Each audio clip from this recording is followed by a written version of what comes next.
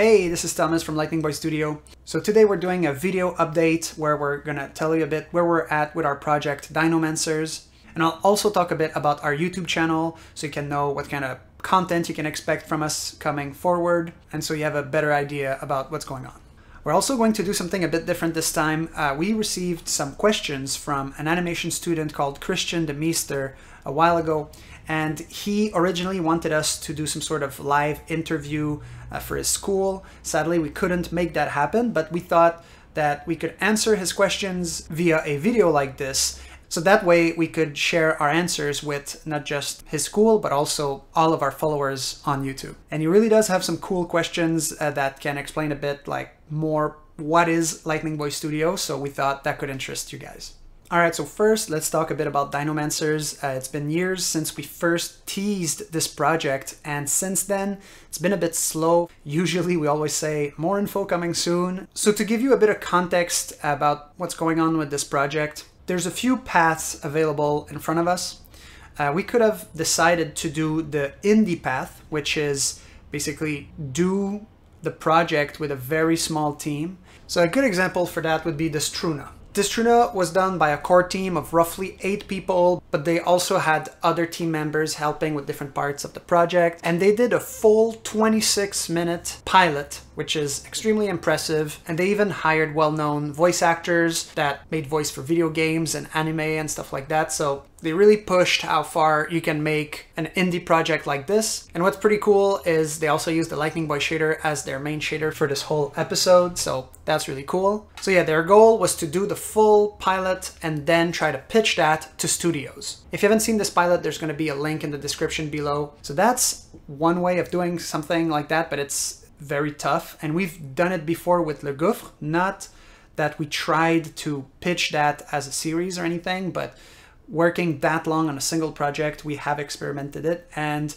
it was very tough. The other option, while still remaining indie, would be to do like certain channels are already doing, where they're supported by Patreon and other type of donations from followers. And that way they can be really free and creative.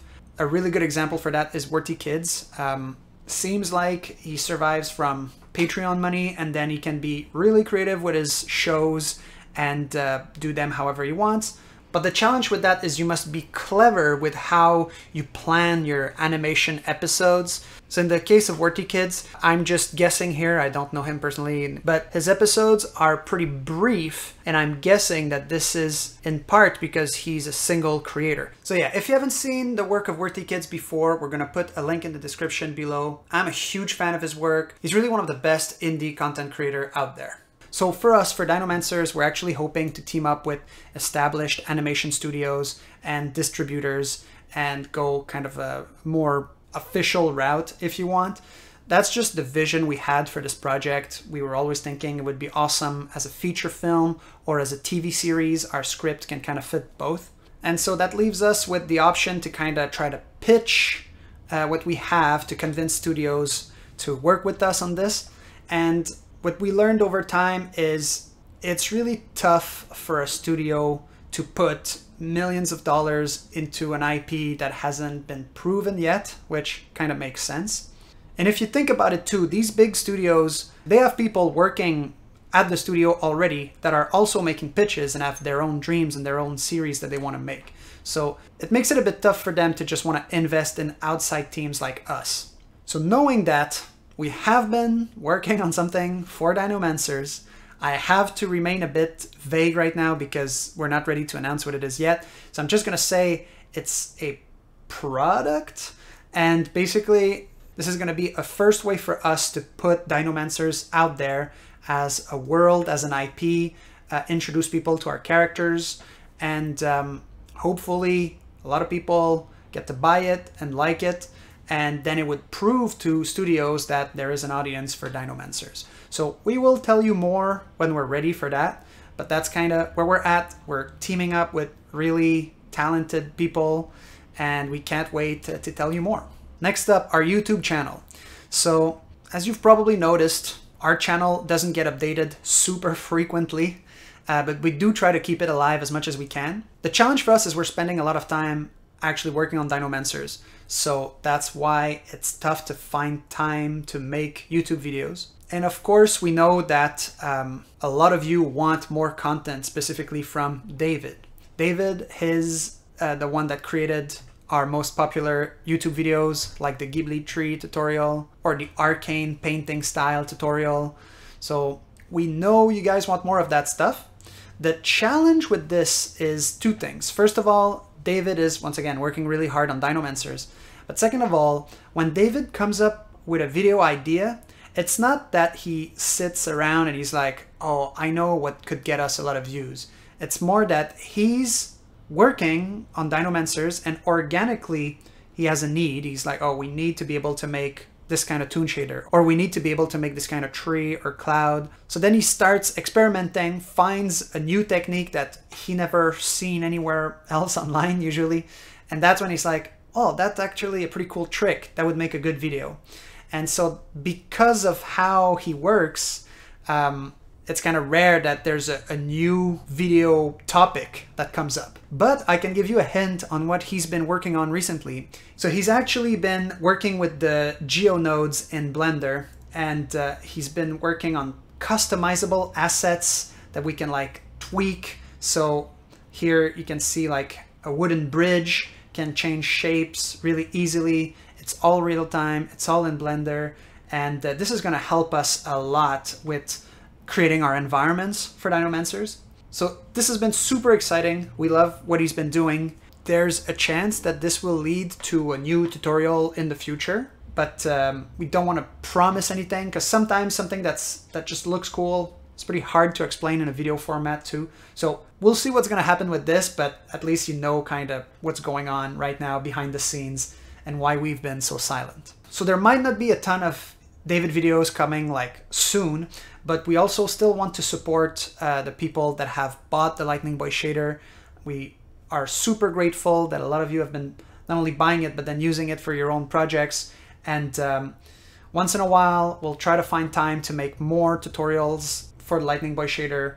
So you can expect a bit more of that. All right, so let's move on with the questions from Christian. And once again, Christian, sorry it took us so long to actually make this video.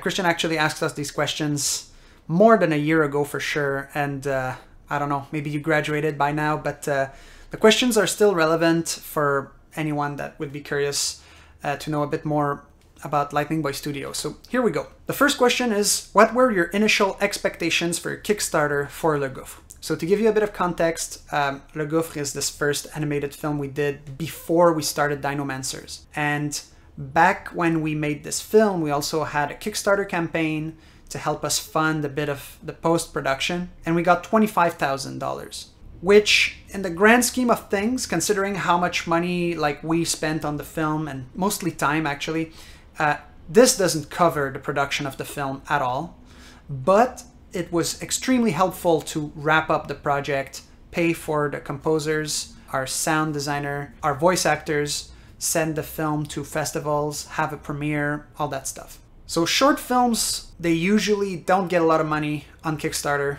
It's really hard to get the film funded this way. And that's why a lot of people were asking us, how did we manage to have a successful Kickstarter campaign? So to keep it brief, there's two main things that we did. First off, you gotta put yourself in the shoes of who's gonna give you money for this film.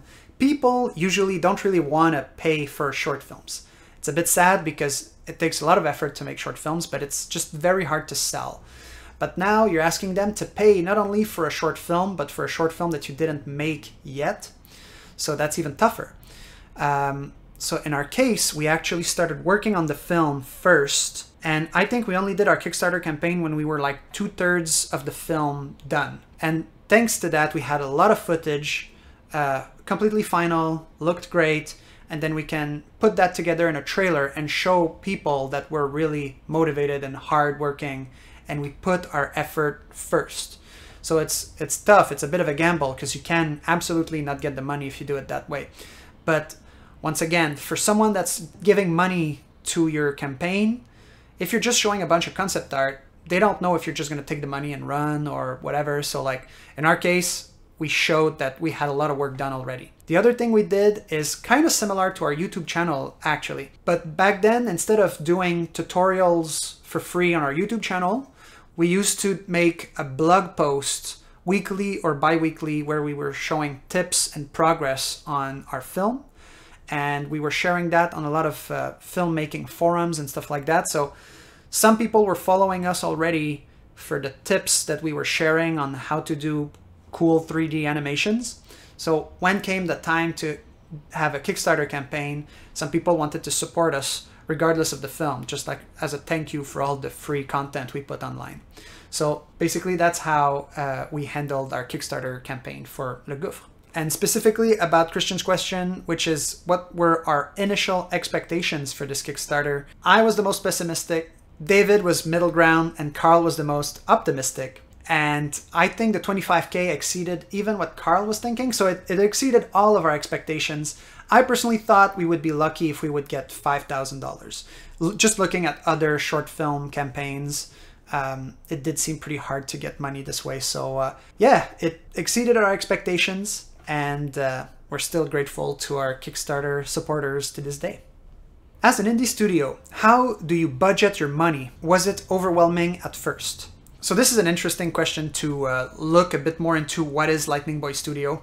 I think the name of our team is a bit confusing because it sounds like a studio, but we're actually not quite a studio officially. I would say we're closer to either a creative team or an association of partners, however you want to say it. Basically, we first teamed up 3 people coming out of animation school, and we wanted to make a film together and make it as good as we could, and we needed to find a name at some point, so we decided to go with Lightning Boy Studio.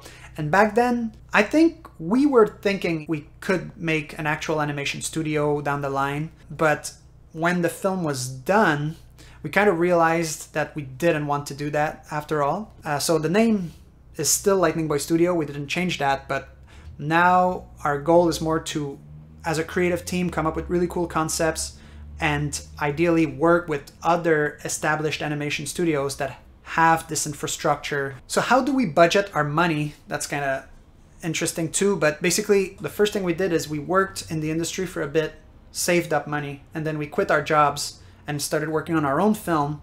And the 3 of us were not paying for anything. It's just that the 3 of us lived off our own individual money over time, so that would slowly go down. But it's not like we had a joint bank account or anything like that. So basically what we're investing was time more than money. And in a way it is money, because if we didn't work full-time on Le Gouffre, we would have been working at another studio making money. So we could kind of see the money we were not making as money that was being invested in the film. And for the first time, now that we're actually selling the Lightning Boy shader, Lightning Boy Studio is generating money, but we never really had to handle a budget in that way for Dinomancers. We did on other projects via our careers and all that stuff, but it's not something we had to handle with Dinomancers for the moment, although it will be coming eventually, and we'll see how it is then, and maybe we'll update you on how that goes. When Lightning Boy Studio was founded, did you have any initial goals? Do you feel like you've succeeded in them? So our first goal was to make a film, which ended up being Le Gouffre, and I think we really succeeded in the quality we wanted for that film, the reach that we've gotten. A lot of people online have seen it. It's been to a lot of festivals. It got a lot of awards. So we were really happy with that. Since then, I mean, logically we need to look forward to our next goals. So now our next goal is to put Dinomancers out there. We want it to be an IP that people can watch and enjoy, hopefully via different mediums. And we see a lot of potential with this series or franchise. And yeah, right now we have kind of steps that we want to hit until it's fully out there, and we're working on it. So we're pretty happy with the progress. What's been your biggest accomplishment as a company? So I'm just going to look at stuff that's already finished and out there, because, for example, I'm already extremely proud with everything that we're doing on Dinomancers, but it's not out yet. So the first and biggest accomplishment we've done as a team is definitely Le Gouffre. That film took so much effort, it was crazy, and we're really happy with how it came out. Second biggest accomplishment would be the Lightning Boy shader, I think, because it's kind of something that we didn't expect that we would do. It's just eventually David was making this shader for us, and he was like, guys, it's actually so user-friendly. We could actually make it available for others out there. And that's been super cool because it allowed us to connect with a different kind of audience, like other creators that want to make their own films. And it's been awesome to see the different art that are done with the Lightning Boy shader. So that's our second biggest accomplishment. And I would say the third one would be our YouTube channel, because we started it not that long ago. We didn't know how big it would grow. And recently, well, last year, we hit the milestone of more than 100,000 followers. So now we've got this little plaque that David keeps at his home. And we're just really happy that more people are finding our channel every day. And the feedback is like overwhelmingly positive. So we're just really happy to motivate people and maybe make a difference with this channel. What is a challenge you faced that you did not expect? So I would say when we worked on Le Gouffre, we could imagine our career moving forwards after this. We thought we would keep making movies kind of right away. And when we finished the project, we realized reality was actually a bit different. So we were approached by different studios of different size, and most of the career opportunities that we could see at the time were basically getting hired to make ads for different studios. And ads can be pretty cool and really creative, but it's not exactly what we wanted to make. So we kind of had to think a bit about, okay, so what next? Like, we did this film, we wanted to make more films, but no one's just coming out and giving us a bunch of money and saying, make more short films or make a feature. It's just not that easy. And so if we did want to make a studio, going the route of ads would have been the right way, because then you're paid to make something creative and you slowly hire more people and you grow and grow as a studio. But like I said before, it's not what we wanted to do. And the other challenge was the three of us didn't want exactly the same thing after Le Gouffre. So some wanted to just take a break and not work on more stuff yet. Some of us wanted to work on more personal projects or start new companies.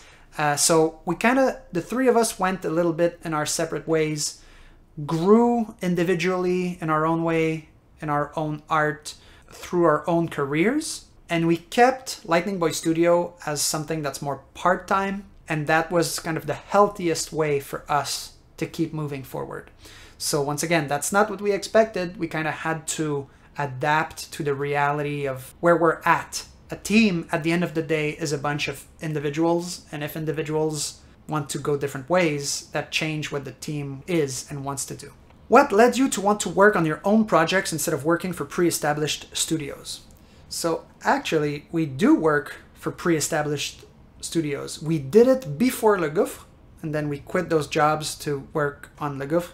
And when Le Gouffre was done, we were all like out of money. So we all went back to working to pre-established studios, and we work in different industries. Carl and David used to work in film animation. Now David works in the board game industry and I work in video game industry. So we all work for different kind of companies, and it's actually great. It's a lot of fun. But when the three of us come together, it kind of makes no sense to just work for a big studio because we're already doing that full time. So that's why when we make our own stuff, we want to be more free. And that's why we have so much fun creating Lightning Boy Studio. It's our own ideas and we do what we want with it. So we're really excited. Of course, like I said before, our goal is ultimately to work with big pre-established studios to get Dinomancers out there, to actually reach the level of quality we want if we make a film or an animation. But we'll see how that goes when we get there. We're really excited to see how far we can push Dinomancers. What is your thought process for developing your NPR techniques? Do you work backwards from reference or just trial and error? So this is a question for David, obviously, but I'll answer for him. David is the one that came up with our NPR technique. And what he did is when he draws a character with the kind of shading he wants, he studied from that art what are each of the layers that we need? Oh, we need this rim light like this. We need this kind of highlight here. We need this kind of speck. We need this kind of scratches on the armor. And so he basically added features one after the other based on what he saw that he needed to get the style that we wanted. Do you ever get tired of your work? And if so, how do you deal with that? That's a good question. Actually, yes, we do.